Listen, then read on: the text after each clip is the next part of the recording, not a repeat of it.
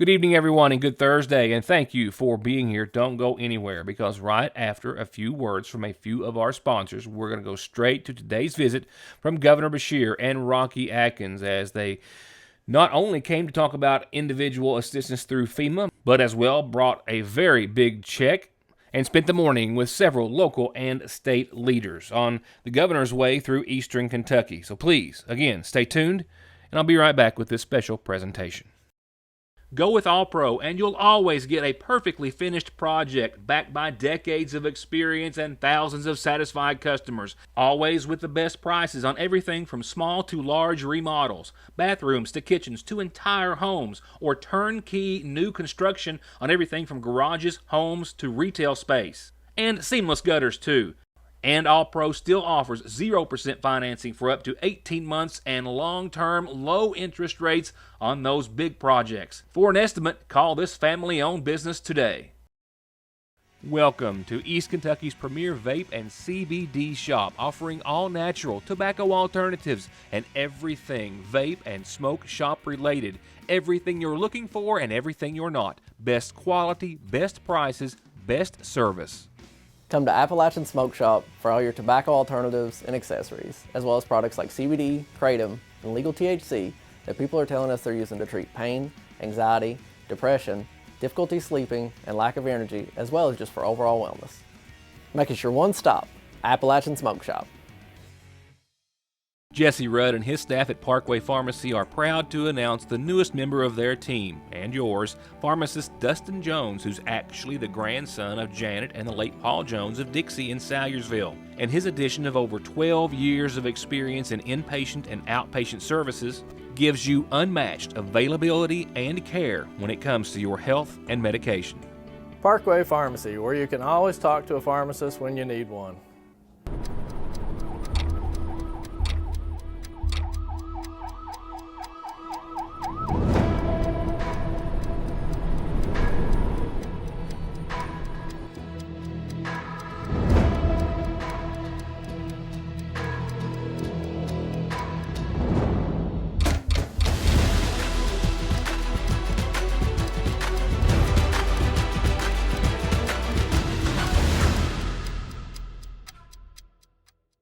There's no missing that this is the new McFarland and Tinker Law Office location on the Mountain Parkway in the former Farm Bureau building in Salyersville, just like there's no denying that their nearly 60 years of legal experience has won their clients millions and millions of dollars in disability, auto accident, and wrongful death cases. It's where your case matters to you and to us. McFarland and Tinker, also Griffey approved.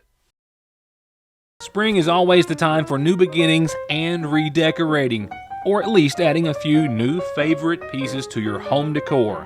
And the Seasonal Shop has just finished resetting their entire home decor section with all new merchandise. It's all there. Classic favorites, new trends, and the unusual pieces that can set your decor apart from everyone else. Farmhouse, timeless blue and white pottery, natural woods, beaded accents, bohemian, bees, lemons, copper, white pottery, and equestrian. It's all there. And it's all there with local delivery, layaway, and curbside pickup. It's the only place like it. The Seasonal Shop in downtown Salyersville. Spring has sprung at Appalachian Wireless, and a new deal on the biggest little iPhone has just arrived. The iPhone 12 mini 64 gig comes with massive features and is the perfect pocket size. Best of all, Appalachian Wireless is offering the iPhone 12 mini for just $99.99 with a 2-year contract. Good things do come in small packages, and the iPhone mini on the region's best network is just that. But don't wait, this deal won't last long. Visit a retail location or go to AppalachianWireless.com to get this amazing deal. We are you. We are Appalachian Wireless. TracFone has brand new deals, brand new plans, and a brand new line of phones, and Fraser's Prater Drugstore has them all, like iPhone 6S's prepaid for only $114.99. We dare you to find it anywhere any cheaper. Yes, $114.99. So stay connected, stay in touch with major savings on all new TracFone plans and devices at Salyersville's Fraser's Prater Drugstore. Get absolutely every mile you can out of the season with great deals right now at Conley Tire in Staffordsville. Get up to $70 back on a set of new Coopers or new Hancooks, up to $120 back on new Michelins, up to $150 on new Goodyears, where you can keep your stimulus money and drive safe with 6 months no interest. At Conley Tire in Staffordsville and at conleytire.net. Welcome back, and again, thank you for being here this Thursday. Today, Governor Andy Beshear visited Floyd, Magoffin, and Breathitt counties, 3 of those counties which were affected by the severe flooding and mudslides and conditions that lasted from February the 27th through March the 14th, encouraging those hundreds of individuals and business owners to apply for federal recovery aid, individual aid, which is rarely available. The highlight, I would suspect, of the governor's visit today would be not being interviewed by myself or the hordes of other reporters from networks all around Kentucky who were there, but being interviewed by 2 Salyersville grade school 6th graders, Sophie Johnson and Lindsay Wireman of the SGS Eagle News production, who represented not just their school but our county very well. And I can promise you we'll be hearing from these ladies on Your News Today in the future. For now, though, let's go to Judge Executive Matt Wireman as he opened today's visit. As county judge in my first term, I know what it's like to try to lead during these crazy times. And I can't imagine the pressure that this man's under. But what I've seen and what I continue to see is that it's not partisan politics decision making, it's data driven decision making. And that's what I believe in. I'm a data driven decision maker, and that's what we've got here. And I don't want to take up your time, but let's give our governor a big round of applause. Good morning, everybody. How good does it actually feel to be able to do this in person? Yes, doesn't it? I mean, it has been a tough year. I'll say that. It's been a tough 14 months. We have had to sacrifice. We've experienced loss. Our lives have been upended. We've been worried about our children. But we're here today with good news. And how good does it feel to have good news? I'll talk in a minute about how the last 14 months have been ones where we worry. But the next 14 months are going to be ones of real excitement. I think we've got to start by recognizing the pain that we've been through over 14 months where we've lost 6,400 Kentuckians to this deadly virus. But that wasn't all that you all have had to experience here in Magoffin County. It was not just a pandemic, but it was snow and ice and record flooding. We were hit in late February by not just, record, truly historic flooding, the likes of which most of us had never seen, and I'm not sure the ground had even dried out by that point. The damage was intense and widespread, but you know that. You lived it. It hit homes. It hit businesses. There's nothing more serious. There's also nothing more Kentucky than how we show up and respond in our times of need. When I talk to other governors, when I talk to people in other parts of the country, and they ask me why I'm so certain, because I am, that Kentucky's the greatest place to live. It's how we show up for one another. In difficult times, we are there. If any of the disasters that we've been through hit anywhere else in the country, you see major loss of life. You see people struggling more than we go through. Because the special part about us is in times of difficulty, we put any division aside and we show up for each other because we know the life and health of our neighbor is so much more important than anything else that we might have argued about. That February 28th, when it started pouring and pouring and pouring, I want you to know that not only your Gregg County judge, your magistrates, your emergency management. Do we have an emergency management director here? Oh my goodness. What a great group of individuals. As they were going into action, so were we. And right away, knowing what we were facing, we were pushing the federal government. And we were pushing them, and they said, I know, snow and ice. And I said, no, that was last week. This week, It's flooding the likes of which are destroying more homes and harming more people's lives than I can ever remember, but certainly as we look back in over a decade. We started talking to folks in FEMA. I started talking to our contacts to make sure that they knew exactly how bad this was.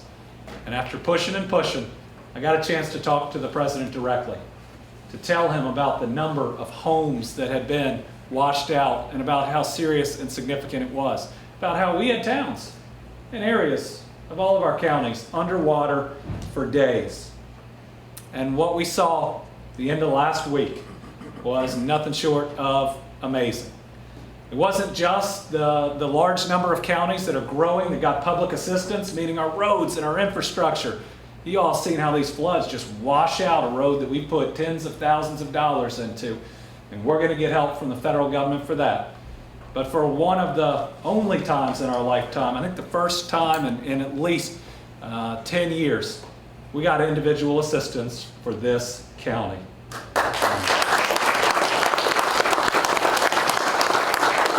Right now, individual assistance has been approved in Breathitt, Clay, Estill, Floyd, Johnson, Lee, Magoffin, Marion, and Powell counties.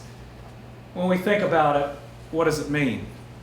I know oftentimes, and it's in many parts of the state, we feel alone, we feel abandoned, and sometimes in Kentucky we feel that way as compared to the federal government. But I got to tell you, I'm grateful that this president, because it was his decision alone, said not only does he care about Kentucky, he cares about Eastern Kentucky, and he cares about Magoffin County. And because of that decision, individual homeowners here that have been able to document their damage are going to be able to apply for between $30,000 and $40,000 to help pay off those debts, to help rebuild, and to help get their lives back on track. Right now, this flooding, we've documented over $72 million of damage here in the Commonwealth. Think about that. And right now, FEMA's only completed 25% of the assessment for here in Magoffin County. At the moment, we have 26 major damage events to individual families. Those are 26 families that are going to get help. 46, that's what they call minor damage. We know that's not minor. To document it and to qualify means that it's significant. And the numbers of folks that are going to get helped are going to grow and grow and grow. And guess what? I remember with our friends in the media, they said, well, I mean, how long is this going to take? I mean, we just got the disaster declaration. How long is it going to take? The answer is it took a day to get that portal up and open, and it is available right now. So everybody who has a legitimate claim needs to understand that they can apply right now. Residents and business owners who sustain loss in the designated counties can apply with FEMA by registering online at disasterassistance.gov. That's disasterassistance, all one word, .gov, or by calling 800-621-FEMA, or, and Virginia would want me to make sure I mention that the next number is only for the hearing and speech impaired. That's 800-462-7585. I've asked FEMA as well to expand their disaster declaration to 26 additional counties that also suffered damage. Remember, we're not just one county or a region, and we're one state. And when our brothers and sisters are suffering, we're all suffering. And by the way, one of the most incredible things we saw after this flooding is counties helping each other. And that's pretty special. I saw one county send 4 dump trucks to another county because that was what they were struggling with. And we see that over and over. The more we work together, whether it's across party lines or across county lines, the more we get done. So there's no escaping that we've been through a hard time here in Magoffin County, but I think there's also no arguing that there are brighter days ahead. Let me start with what I'm seeing in our economy. Thanks to bipartisan work at the end of the last General Assembly, and for that I think we are all grateful, both for example and for what came out of it. We have nearly $1 billion authorized to help this and other counties with water and sewer projects, with broadband expansion, and rebuilding our schools that need it the most. Folks, we're going to create 14,500 jobs across this Commonwealth, and guess what? We proved to the world that we can do this in a bipartisan way. Thank you very much.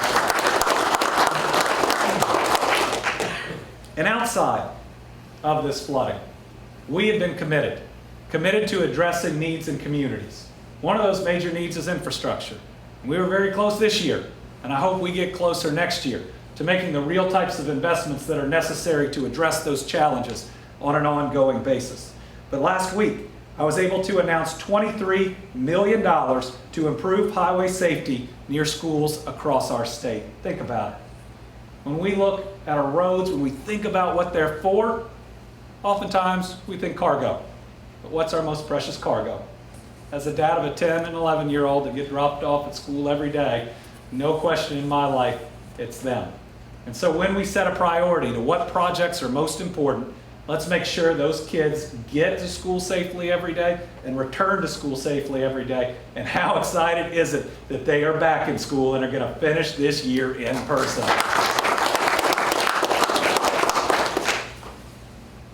And those aren't the only road improvements that are in the works. I'm extremely happy today to be presenting a check to this county for $761,257.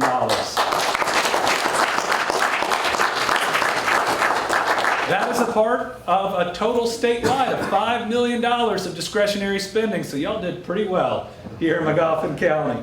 I approved these funds to boost access and mobility across the Commonwealth. They're going to some of the roadways that need repair the most.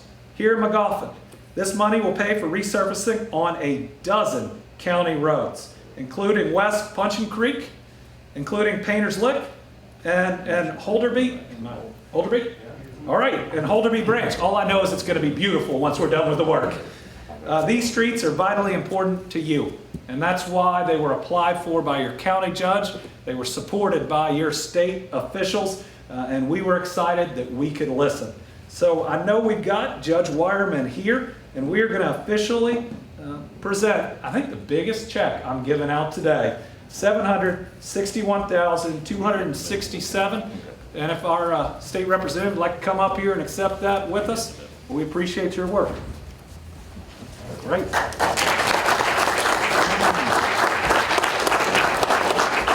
But folks, I am so excited as we move forward. While the last 14 months have been ones of pain and sacrifice, the next 14 months are going to be ones of opportunity.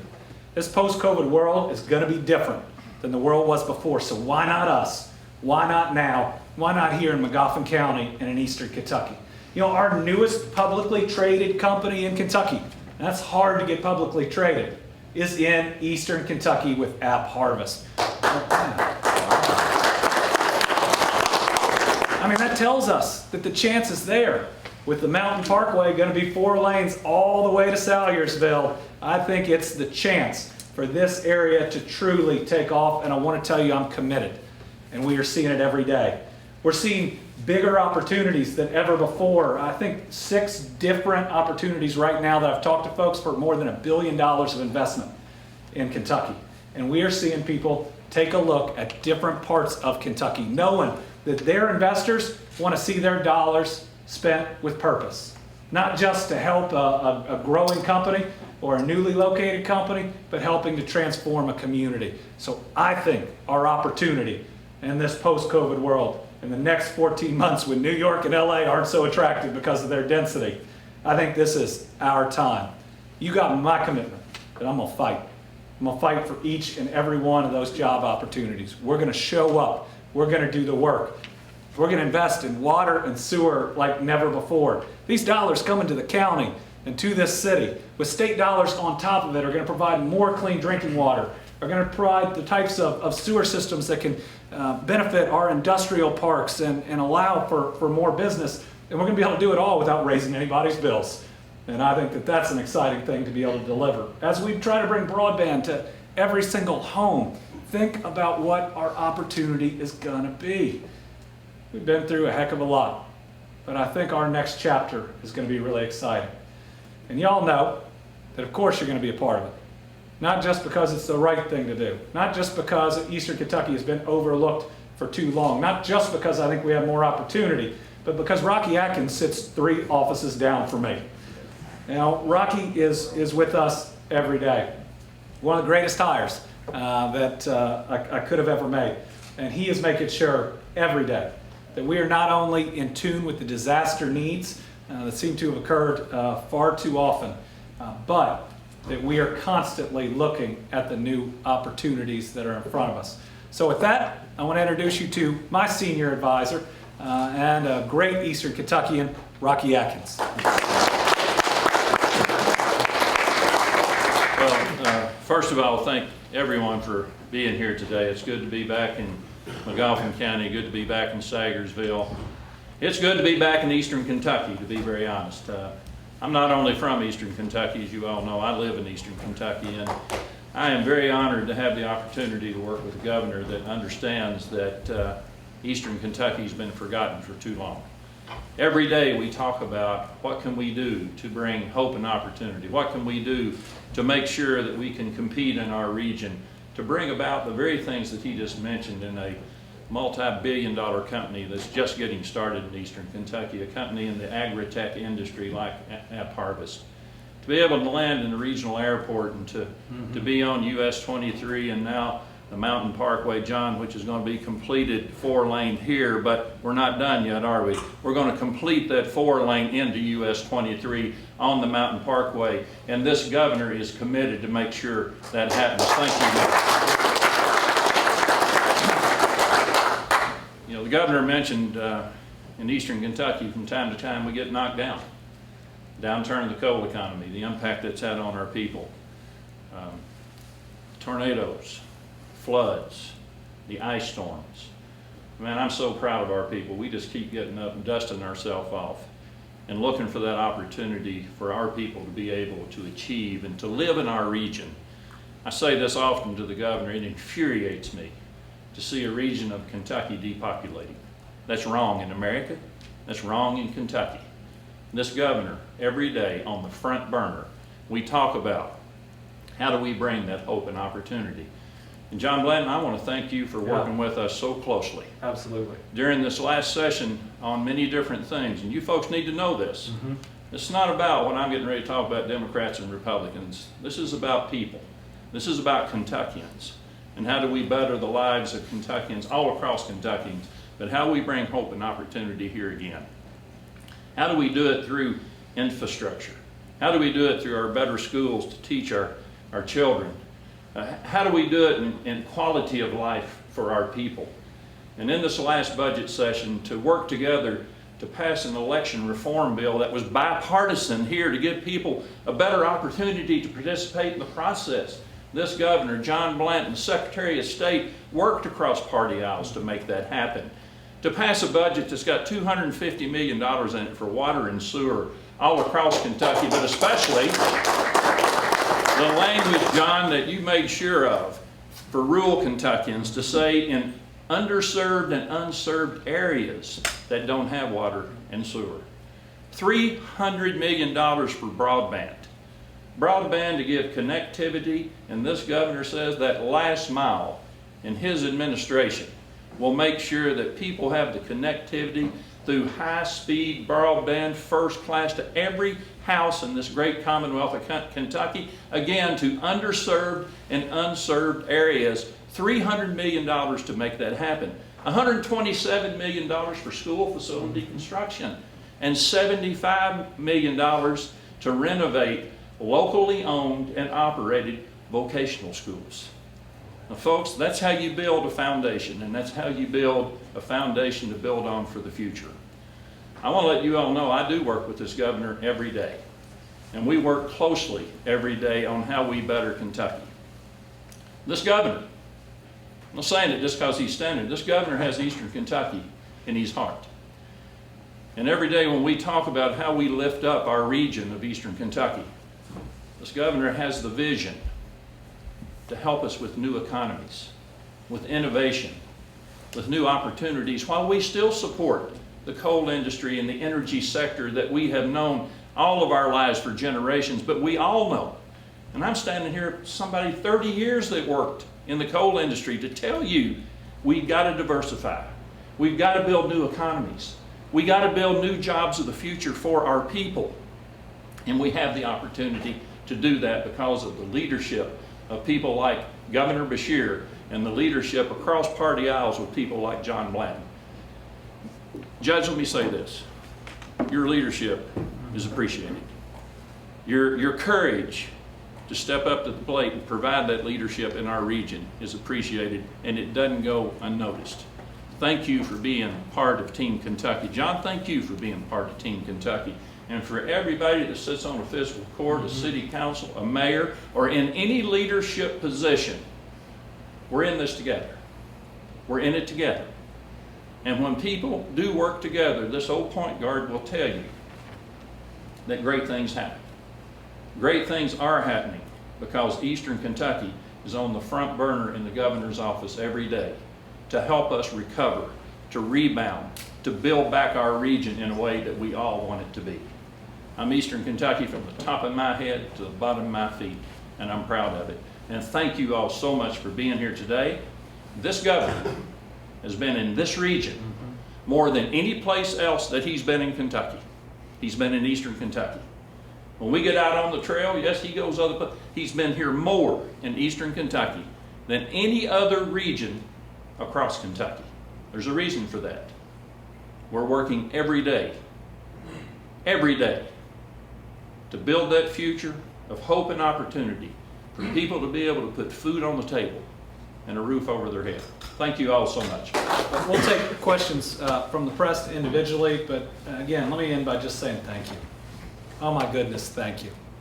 This last year has required every single Kentuckian to be a hero, to make decisions for those around them, to put selflessness above selfishness. And haven't we learned in this past year that anything that used to divide us isn't all that important when our neighbor's health and safety is on the line?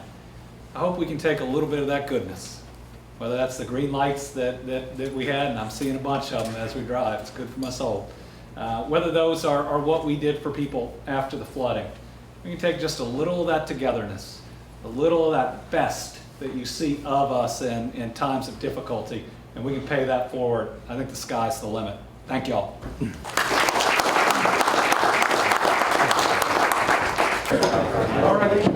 Let's see.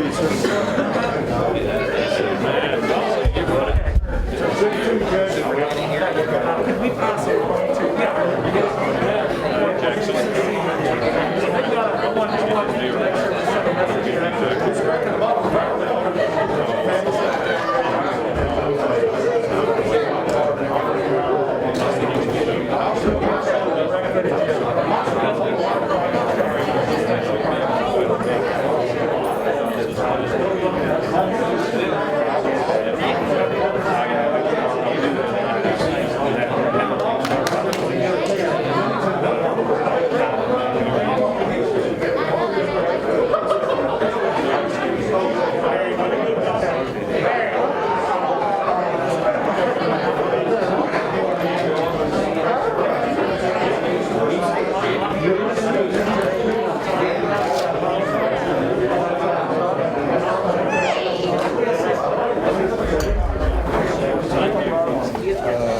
what the holdup is. It's on our part. It won't be a holdup any longer. I appreciate it. Sure.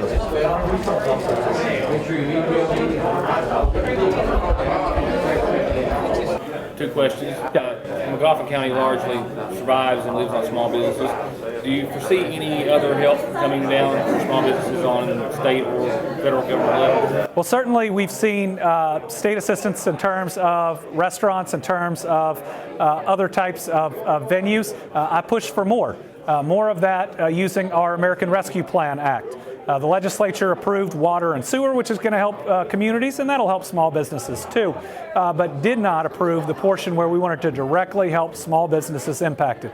I'm going to continue to push for that. We still have about $1 billion of what's been allocated under the American Rescue Plan Act. We've got a lot of additional federal assistance that may be coming, so I hope help is on the way.